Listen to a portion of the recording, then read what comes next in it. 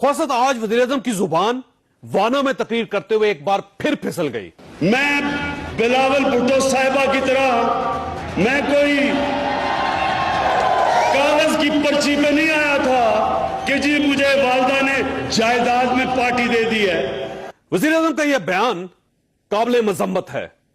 यह सिर्फ Pakistan peoples party के वर्कर्स की तौहीन नहीं, बल्कि वज़ीर-ए-आज़म ने उन करोड़ों पाकिस्तानी खवातीन का भी मजाक उड़ाया है जो घरों में बैठकर पाकिस्तान तहरीक इंसाफ के लिए दुआ करती रही हैं, जो इनके जलसों में आती थी, जो 22 साल तक इनके साथ नए पाकिस्तान के ख्वाब देखती रहीं, और जो इस मुल्क में आज भी बड़ी मुश्किल, बड़ी अजियत के साथ घरों से निकलती हैं और अपने बच्चों के पेट पालने के लिए दर दर मजदूरी करती हैं।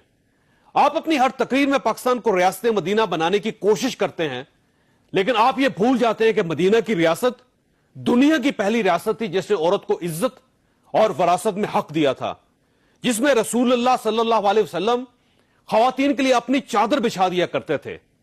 आप औरतों की तौहीन, इनको मजाक का जरिया बनाकर इस रियासत को मदीना की रियासत कैसे बनाएंगे? आप वजीर आजम हैं, आप लीडर हैं, आप कौम के बाप हैं, लोग आपको फॉलो करते हैं। आप अपने फॉलोअर्स को क्या मैसेज दे रहे हैं कि ये दूसरी पार्टियों के लीडरों की जिन्स बिगाड़ दें और औरतों को मजाक का सिंबल बना दें? आप जिस शख्स को चाहें चोर कह लें, डाकू और करप्ट कह लें, आधे आपसे इत्तफाक करेंगे, आधे आपसे इख्तलाफ करेंगे, लेकिन ये वो पॉइंट है जिस पर कोई शख्स आपसे इत्तफाक नहीं करेगा। चुनांचे वज़ीर-ए-आज़म को माज़रत भी करनी चाहिए और आइंदा एहतियात भी।